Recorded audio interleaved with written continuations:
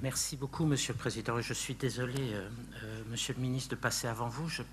J'aurais souhaité, par courtoisie, vous laisser la parole le premier, mais je vous promets que je vais aller très vite pour ne pas prendre trop de temps et pour permettre à Monsieur Abouyoub de reprendre très vite la parole. Tout d'abord, juste un mot de remerciement à vous, Monsieur le Haut-Commissaire, et à tous vos collaborateurs pour votre accueil et votre hospitalité. Vous savez qu'il y a un secret avec le Maroc, on s'y sent bien et c'est bien la raison pour laquelle nous venons tous ici pour nous éloigner de nos soucis quotidiens et pour retrouver le charme et la douceur de votre pays. J'allais ajouter le beau temps, mais là, il y a peut-être un petit manque aujourd'hui. Je serai très bref parce que je ne veux pas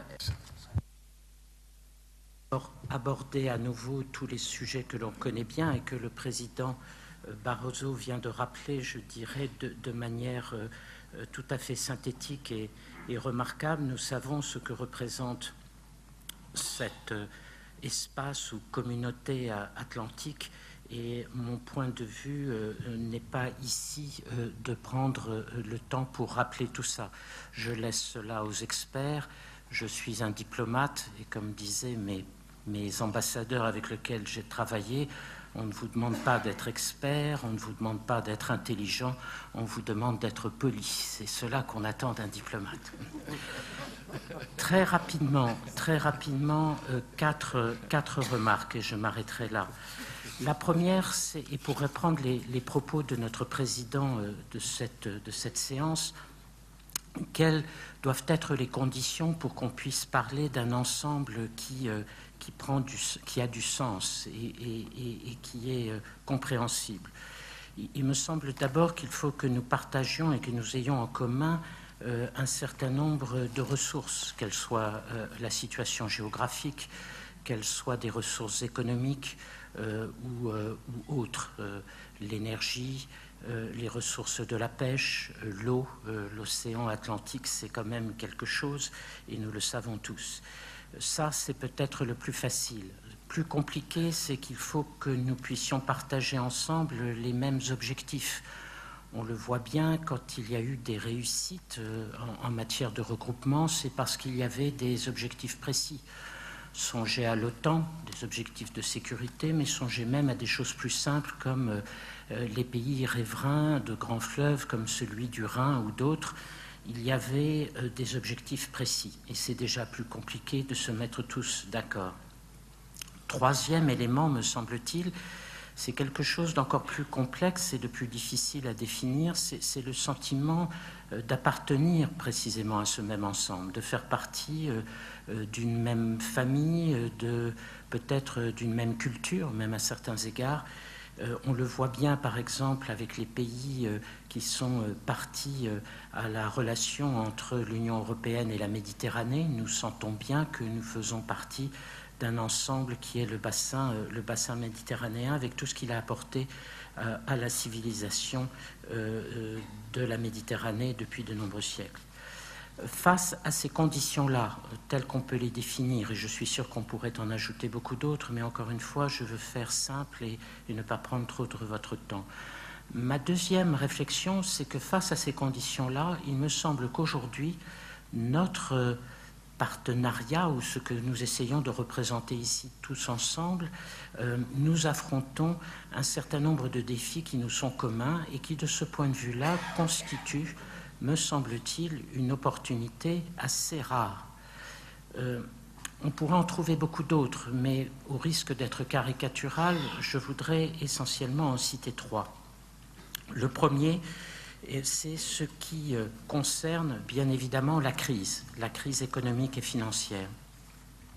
Et plusieurs de mes interlocuteurs me faisaient souvent remarquer, notamment nos partenaires d'Amérique latine, que, et on le sait bien tous, l'Amérique latine avait traversé elle aussi une crise financière redoutable, il y a de cela quelques années, assez semblable à certains égards à celle que traverse aujourd'hui l'Union européenne.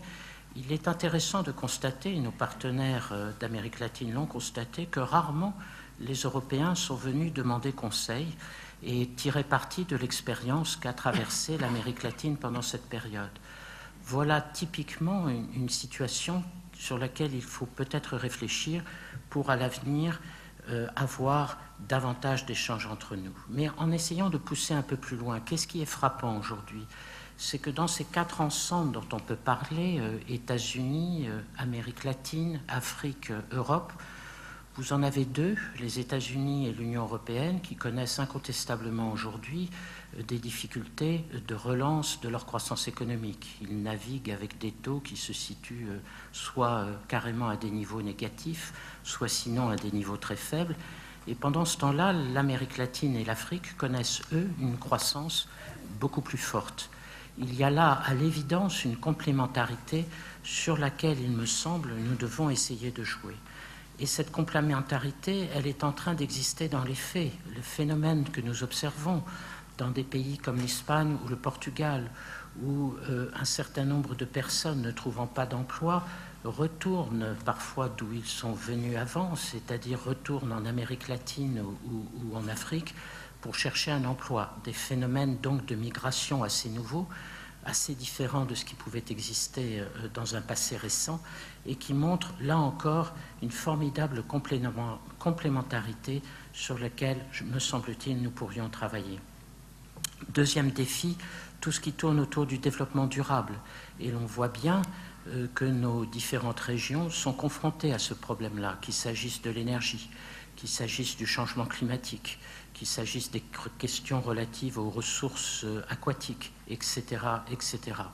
Le prochain thème de la rencontre entre l'Union européenne et l'Amérique latine, ce sera précisément le développement durable. Et c'est donc un thème, me semble-t-il, sur lequel nous tous, nous avons des choses à dire, des intérêts à défendre, des réflexions à mener et une expérience à partager, j'en suis sûr. Troisième défi, la sécurité, prise au sens le plus large.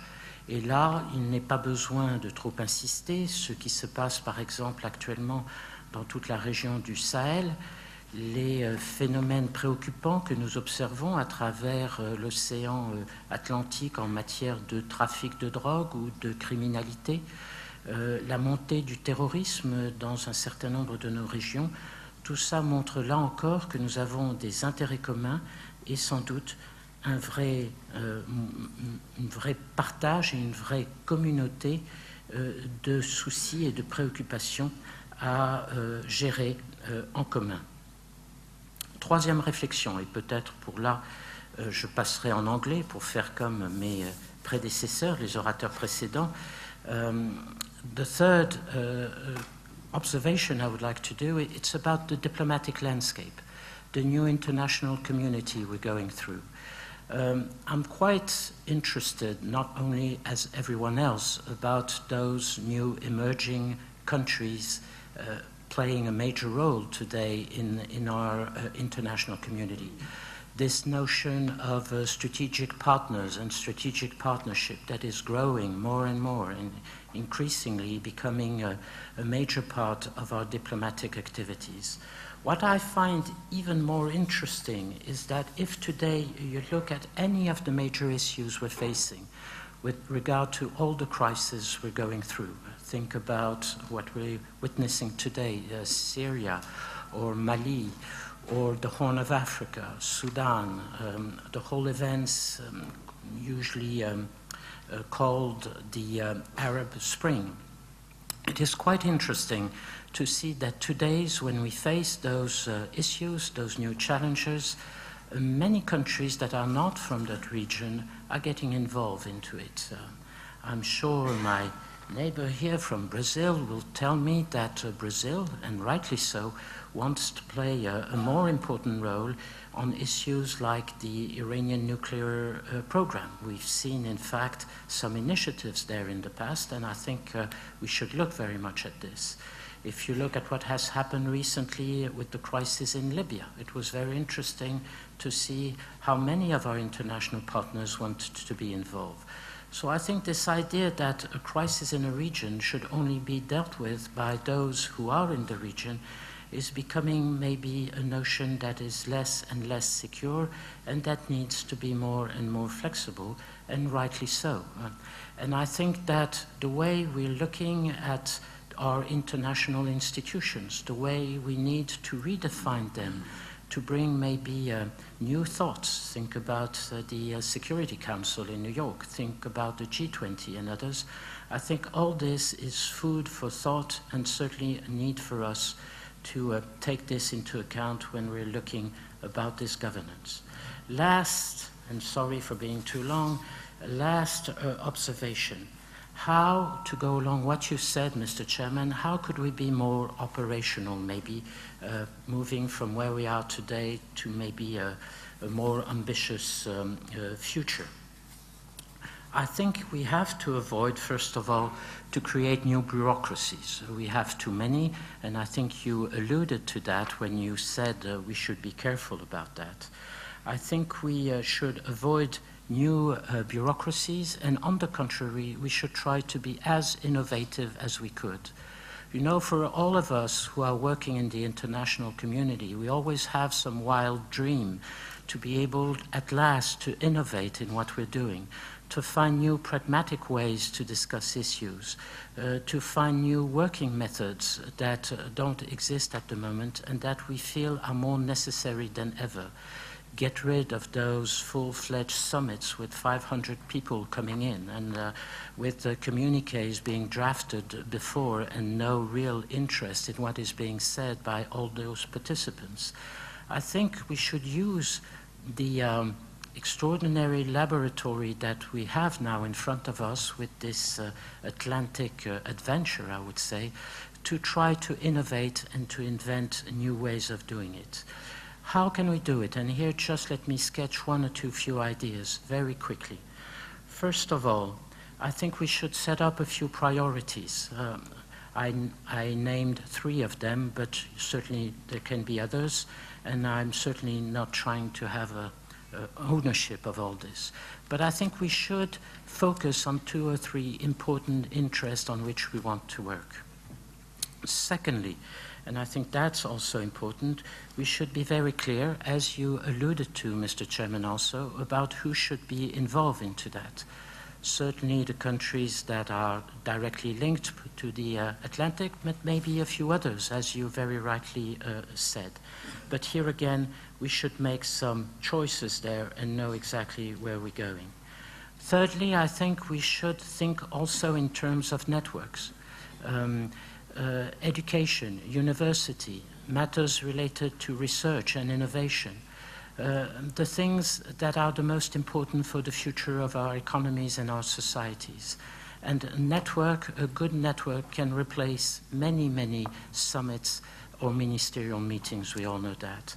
And lastly, I think we have to take into account the both ends of society. In other words, if we want to give a sense of ownership to all those who are looking at our work and who want to get involved into this adventure, we need to have on one side the heads, the leaders at one point, because you will never have a success story without having the leaders there. We know that's the way the world goes today.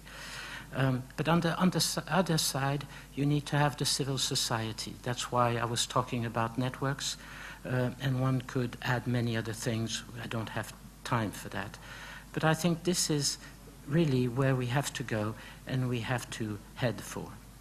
Last observation, Mr. Chairman, and I end. In fact, as a conclusion, I think what is quite interesting in what we're trying to do is that to some extent we are reinventing 2 things.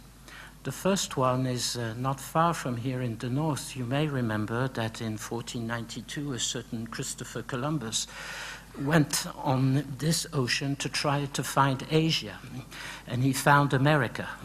I think that today it's more or less what we have to do. At the moment when we're talking about the Asian pivot and these things, I think it's quite important for the 4 parts that are here, the 2 Americas, Africa and Europe, we need to rediscover ourselves and the solidarity around this ocean. And the second thing, as it was said quite often at the beginning, between this north and south that is there, between this north where we had in the past the New World with the North America and the old world with the Europeans sailing across the ocean to go to this new world. Today, I would say that there is something in reverse there. We have in the North a world that is trying to reinvent itself, to find a new momentum, to find a new way to be competitive and a new economic growth, a new maybe even economic model.